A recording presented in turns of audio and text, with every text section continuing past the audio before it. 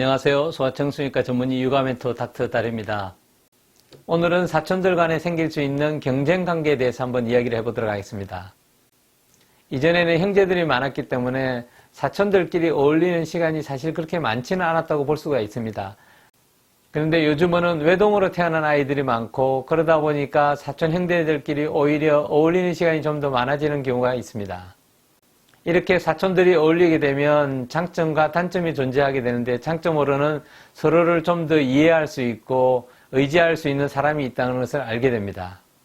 단점으로는 아이들이 발달이 다르다 보니까 아이들 사이에 보이지 않는 경쟁심이 생길 수가 있습니다. 만약에 6개월 정도 차이를 두고 아이들이 태어났다 그러면 평균적으로 본다면 일찍 태어난 아이가 정신적인 면에서 또는 신체적인 면에서 발달이 조금 더 늦게 태어난 아이보다는 빠른 것이 당연합니다. 한 아이가 다른 아이보다 빠르게 발달하고 있다 그러면 빠르게 발달한 아이는 나는 뭐든지 하면 내가 유리해, 내가 잘할 수 있어 라는 생각을 가질 수 있게 되고, 늦게 발달한 아이는 상대적으로 내가 게임이라든지 어떤 활동을 할 때마다 저 아이보다 못하는 것 같아, 그러면 나는 저 아이와는 더 이상 놀고 싶지가 않아, 이런 생각을 가질 수가 있습니다. 그러다 보면 이 아이의 내면에는 나는 능력이 없는 아이, 나는 게임이나 어떤 경쟁적인 활동을 하면 안 되는 아이, 그래서 나는 어떤 활동을 같이 하지 않을 거야 라는 생각을 가질 수가 있습니다. 물론 이렇게 내면적으로 패배의식을 가질 수 있는 아이도 자기가 쉽게 도전할 수 있는 것들은 하게 됩니다. 그렇지만은 항상 그런 활동만 할 수가 없습니다. 우리가 좀 더 어려운 걸 할 수도 있고 좀 더 쉬운 걸 할 수도 있는데, 쉬운 것만 해가지고는 아이가 더 이상 발전하기가 어렵기 때문입니다. 이런 아이들을 위한 전략을 하나 소개시켜 드리겠습니다. 이 아이들에게는 높은 목표를 세우면 안 됩니다. 아이가 평소에 할 수 있는 능력이 이 정도라면 조금만 노력하면 할 수 있는 것.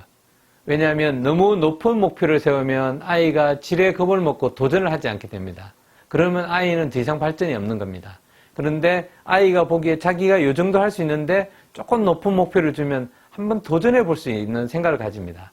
그리고 만약에 아이가 모르게 부모님이 살짝 도와준다 그러면 아이가 성공을 할 수 있게 되고, 그러면 그 성공을 통해서 성취감을 느낄 수가 있습니다. 그런데 이러한 성취감이 중요한 이유는 우리가 무언가를 이루어냈을 때 우리 뇌에서 쾌감을 주는 도파민이라는 물질이 분비가 됩니다. 우리 아이들이 공부를 하라 그러면 하지는 않지만은 게임이라든지 놀이는 계속적으로 하는 이유가, 그런 놀이를 했을 때 즐거움이 오고 우리 뇌에서 도파민이 분비가 되기 때문입니다. 그래서 아이들에게 어떤 활동을 자발적으로 할 수 있게 하려면 아이들에게 뇌에서 도파민이 분비가 되도록 하면 됩니다. 두 번째는 아이에게 경쟁적인 놀이보다는 스스로 혼자서 할 수 있는 놀이를 많이 시켜주는 것이 좋습니다. 왜냐하면 아이가 그렇지 않아도 경쟁으로서 스트레스를 받고 있는데 경쟁적인 놀이를 하다 보면 계속적으로 경쟁적인 놀이를 하지 않으려고 회피하는 경향이 생길 수 있습니다.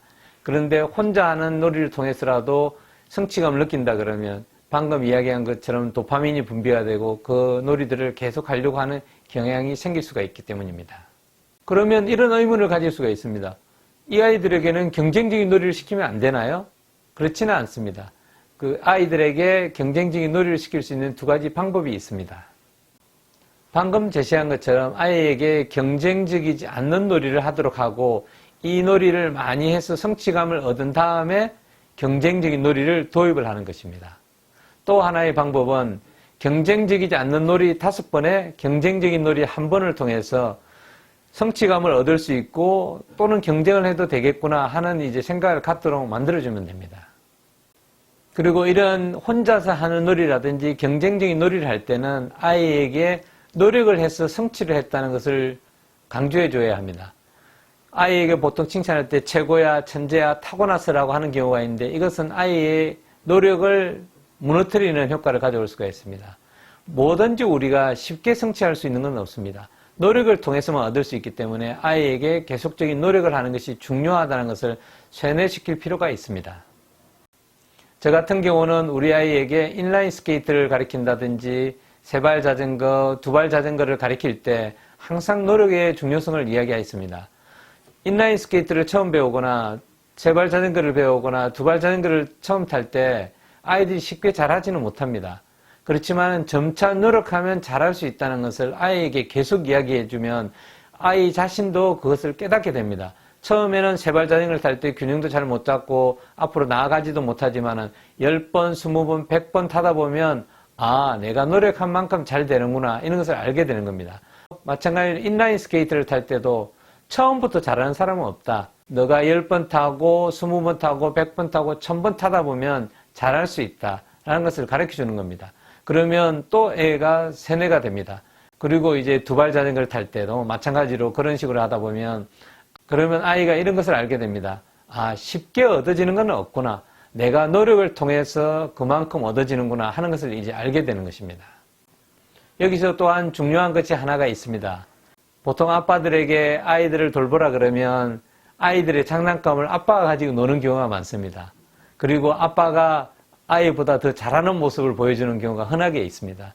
근데 이것은 꼭 좋지만은 않습니다. 왜냐하면 아이가 경쟁을 통해서 무언가를 하는 것에 대해서 부담감을 가지고 있는데 아빠가 시범을 보이는데 아빠가 자기보다 잘해버려요. 어떤 것을 하려고 하는데 아빠가 능숙하게 잘해버리면 처음부터 잘하는 사람도 있네. 나는 노력해서 잘 못하니까 더 이상 안 할 거야 라는 생각을 가질 수가 있습니다. 그래서 아빠가 어떤 것을 시범을 보여줄 때는 처음부터 잘하는 모습을 보여준다기보다는 처음에 실수를 통해서 그 실수를 고쳐가면서 성공하는 모습을 보여줘야만 아이도 자기가 하지 못했을 때 아빠도 실수를 했지만은 그 실수나 실패를 딛고 일어서 가지고 더 잘하게 되었다 이런 것을 보여줘야 됩니다. 부모님이 아이들과 경쟁적인 놀이를 할 경우에는 이긴다 그러면 조금 간발의 차이로 이겨야 됩니다. 만약에 지게 된다면 큰 차이로 져줘야 됩니다. 왜냐하면 두 가지 효과가 있는데 하나는 내가 아슬아슬하게 지면 이거 조금만 노력하면 될 것 같은데 내가 한번 다시 도전해 봐야지 이런 생각을 갖게 만듭니다. 그리고 큰 점수 차이로 이겨버리면 아이가 이런 생각을 가지게 됩니다. 내가 비록 저번에 조금 졌더라도 내가 잘하니까 열심히 하니까 크게 이기더라. 이게 이제 도파민이 분비되는 겁니다. 기분이 좋아지는 거죠.